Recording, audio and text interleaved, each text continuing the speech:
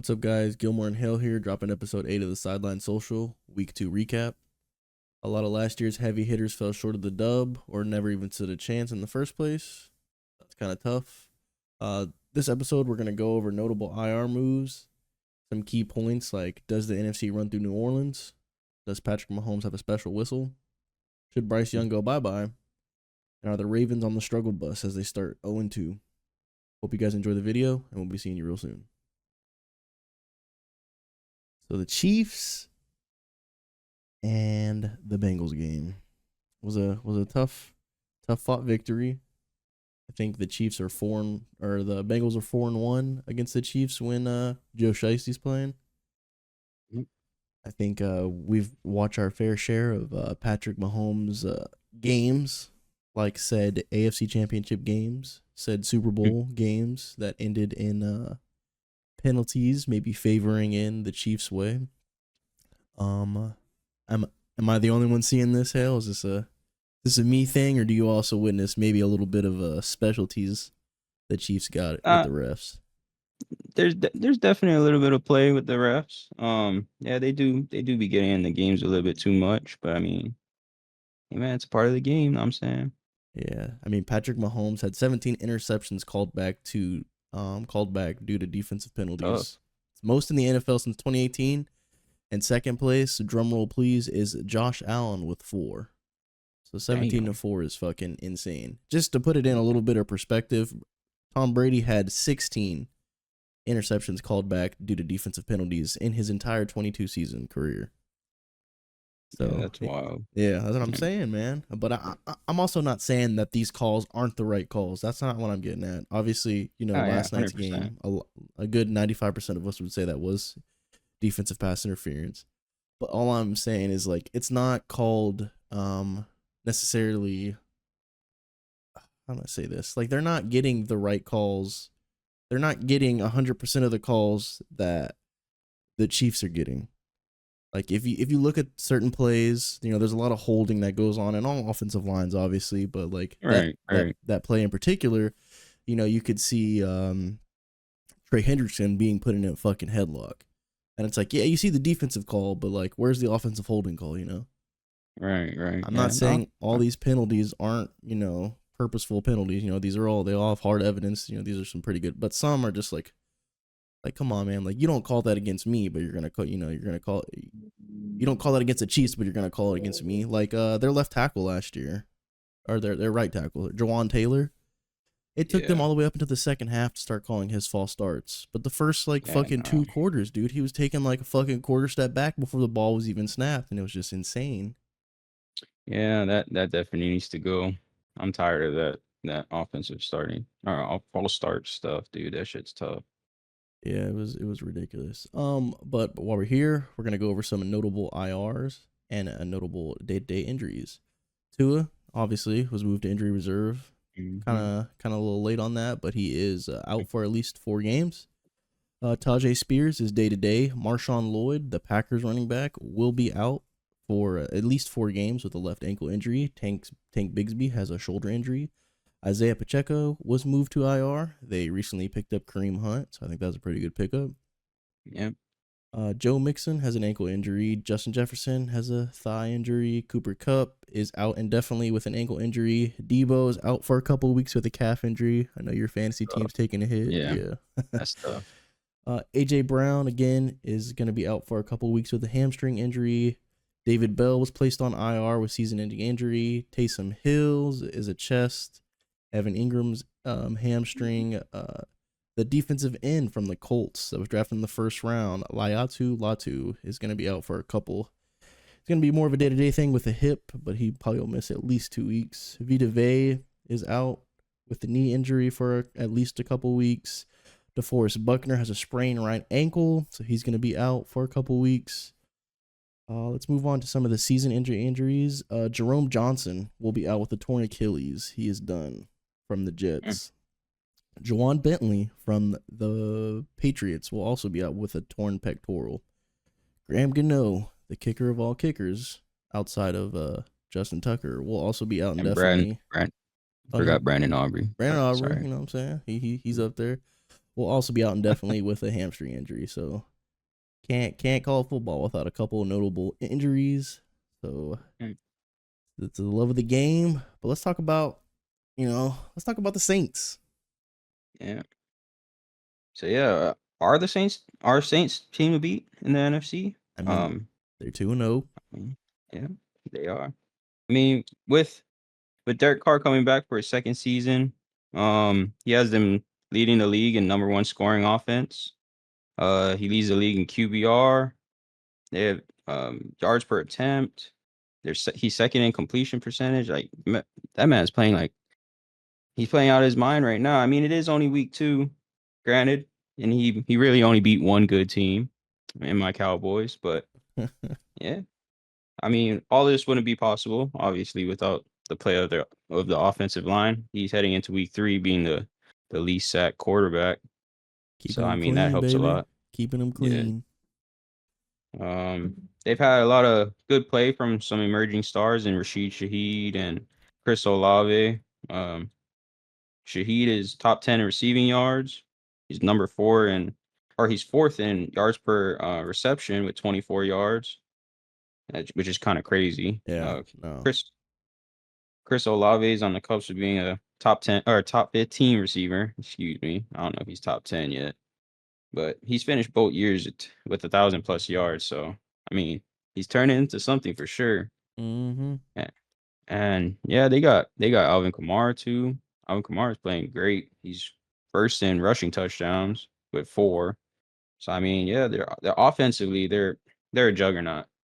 So I mean, And it was so easy to, like, when they got Derek Carr and last year they were kind of off and on, like he didn't play the best. Granted, he right, was injured a couple games, so it was just like, they wasted all this money realistically on Derek Carr. Like, I thought for the longest that the Saints were one of those teams like the Bucks, who again both these teams shut me the fuck up, who just mm, refused to rebuild. The Saints right, were pushing right, their cap so far with guys like Cam Jordan, Demario Davis. And then you're like, how the fuck are they signing guys like Tyrann Mathieu? How the fuck are they right, signing guys like Derek Carr? They right. just keep pushing it farther and farther back. And honestly, like, it does not look like they are, coming anywhere near a rebuild. Same thing with the Bucks. Like, after the post Tom Brady era, they're like, who the fuck's gonna start at QB? Kyle Trask, Right. or I don't even fucking know who the other guy was. Then they go out and they get fucking Baker Mayfield, and then everybody's out here getting front row tickets to the Bake Show. So Yeah. the Saints definitely surprised me. Like, they look like a well-oiled machine. Their offense is clicking. Their defense, is Yeah. stepping up. They're getting takeaways. Tyrann That's Mathieu the just crazy got thing. his 32nd pick. Yeah, that's the crazy thing. I didn't even go into their defense. They're tied for third in stacks. They're number 2 in takeaways. They have great players on defense, offensively and defensively. I mean, they got Cam Jordan, like you said. Yeah, They got Demario Davis, this old ass who's still playing, and he's really good too. Tyrann Mathieu. I mean, yeah, dude, they're great, dude. They got Lattimore still. mm-hmm. Like, they're a tough team, bro. They I got don't know. Werner, their linebacker, who's out there Yeah, with Demario Davis. He played a good game. They lost guys like Roche to the Broncos. They lost Davenport. Well, no, he went to the Vikings. So, but I mean, again, they did lose pieces, and for them to be like still pretty decent on the defensive yeah, side of the ball with all these aging stars is a hell of a fucking way to play some ball. right, right. Um, Granted, it is still week 2 though, that so is we'll fair. see. That is fair. But talking about week twos, the Panthers are still undefeated in the win column. They are 0-2. Bryce Young ain't looking too fucking hot. Uh, it's just kind of tough watching him play, especially for the shorter quarterbacks. A short guy like myself, a lot of people wouldn't have drafted Bryce Young due to his height. People would be like, "Oh, look at his Alabama tape." I mean, he had like fucking 12 days to throw the ball, so Right? it was kind of hard not to say like, "Oh, he has great, Alabama tape." But looking at the numbers for the first 2 games, he's 55% completion percentage, last in yards with 245, worst in yards per game with 122, second worst in the league with yards per attempt at 4.4. He literally has not Mm, even thrown a fucking touchdown, but he's thrown 3 pickles. He's it's been tough. sacked 6 times. He has the worst QBR with an abysmal 9.1. He's tough to watch. Mm, He really is. He's tough to watch back there, dude. A lot of his throws not only look forced, but he has to every throw has to have a little hop step to it. Kyler Murray's the same mm, way. Drew Brees was the same way. Aaron Rodgers isn't short, but even he and Brett Favre threw off the hop. Jordan Love does the same thing, but it's just his. His just doesn't look fluid. It doesn't look. It doesn't look like well thought out. It just kind of looks like, holy fuck, I'm about to get blown up. Let me go ahead and get this ball out. right. And it's Like, there. Go ahead. nah, I was just gonna say, yeah, like you said, he's gonna get blown up. And I feel like he's just a really prime example of football being a team sport, and you needing, especially as a quarterback, needing an offensive line, obviously, and people to protect you, and obviously too pieces. I mean, what does he even have around him, dude? Besides Adam Thielen, and Old ass who do they Adam have? Thielen, Yeah, Chuba overrated Hubbard. Miles Sanders, yeah, Chuba Hubbard. They Yeah, I drafted mean, Leggett in the second round, but I mean he ah, had unproven. I think his issue was route running. He was just kind of a big body right. receiver, so like run straight or run a curl or some shit. He Yeah, really didn't have the most defined route tree, but yeah, which is what you need. You need that, I'm especially not as even. Go ahead. no time especially with a quarterback with no time. You got to be able to get separation. If you're just a jump ball guy, I Yeah. don't think that would help him out like that much. Another good point that Donald brought up when we were watching his all 22 film is Right, they're not giving him the offensive line aren't giving him throwing lanes. Like with Drew Brees, you could watch the offensive line kind of move to where the pass was dictated. Obviously, not every fucking time because sometimes your right, first or right, right, second read isn't there, so you're gonna check down or throw it to your third right. option, or whatever the case may be. But he literally does not have passing lanes. Like every time he's dropping back, because he can't step up, there's nowhere for him to go. 95% of the fucking time, there's no All right, passing lanes. So every time he's throwing the ball, he's having to kind of put a little float on top of it. Or he's having to take a little hop, to the left or to the right. He's basically trying to fucking toss it. Just doesn't look too good. Even last week's game, dude, they had 159, total net yards. They averaged 3.5 yards per play. They had 7 first downs compared to 20. They had four rushing first downs, 3 passing. He threw 3 first downs as a quarterback mm, in a game. He had a third tough, down dude. efficiency of 8% with the fourth down efficiency of 9%. Obviously, the team game, but like Right, he did not look like he got his receivers involved. I caught myself watching his all 22 film saying like, "Ooh, that was a good pass," when it was really just a completion.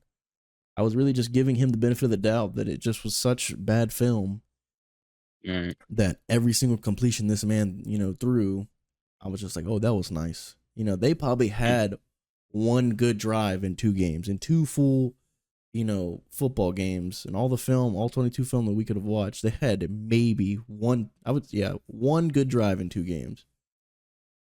It was tough, dude. So I mean, it sucks because he is pretty still. He is still pretty young. They didn't really put a lot around him, like you said. They did lose a bit.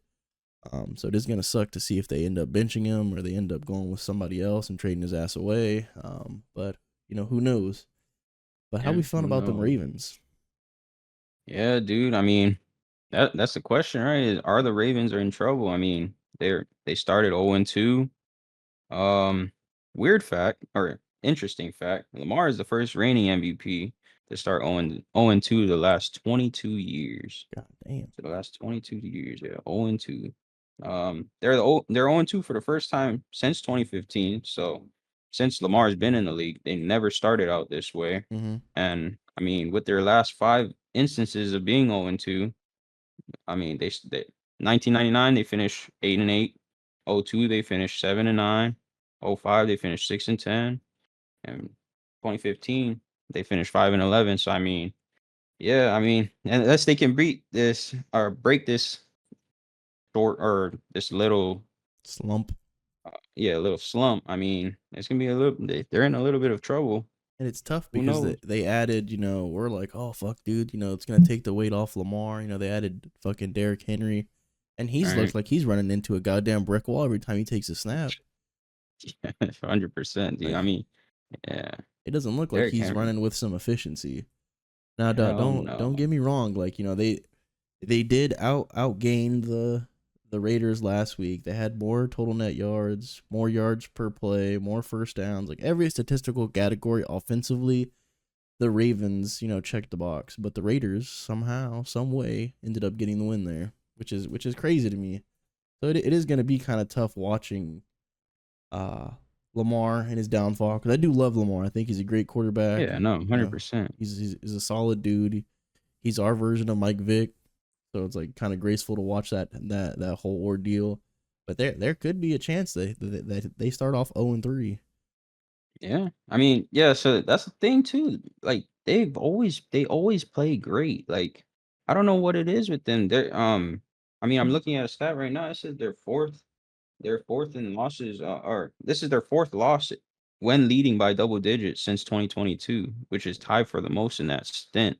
Yeah, I mean, like, dude, they get up on teams and then they just get off the gas. I don't know what it is, dude. Maybe it's a Lamar thing, or maybe that's their running game. They just can't keep the clock going. But I mean, yeah, dude, this fourth loss, leading by double digits. No, yeah. I mean, in the last um, two games, they have a combined fucking score of, or not a combined score, but they've lost by a combined score of 10 points. yeah, it's Last close game was games, three dude. points, and then in the week one game against the Chief was that touchdown that to Lively they got called back, or likely that got called back. Right, right, yeah, So it's like, yeah. dude, That was a that was a I'm not good saying they're game. playing phenomenal ball, but like they're definitely playing enough ball, or decent enough ball to win the game. Right.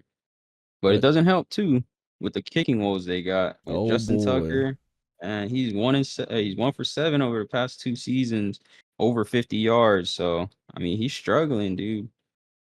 it is Yeah, tough, especially for yeah, him being this kick god. yeah, dude. He's the greatest of all time, dude. Percentage wise, Yeah, I mean I mean, percentage wise, distance wise, yeah, heartbreaking yeah, wise.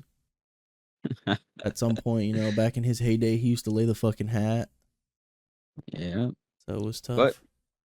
yeah, if they don't step it up, dude, they're gonna dig themselves in a tough hole. They got us next. You know what I'm saying? We them boys, the Cowboys. Oh They got the Bills right after them, and then or right after us, and then the Bengals. So if the Bengals step it up, shoot, they could start 0-5, dude. god damn.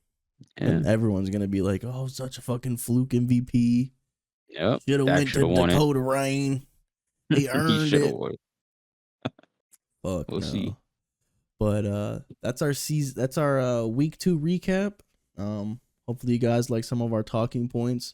Hopefully your guys' teams ended off on dubs. I know my team lost, Hale's team lost, and Donald's team Mhm. lost.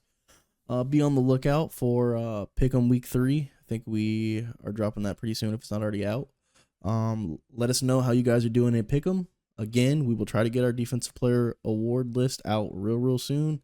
Just kind of schedules are a little conflicting, so please bear Yeah. with us. But we appreciate you guys stopping by for the video, and we'll see you next time. Yeah. Peace. Peace.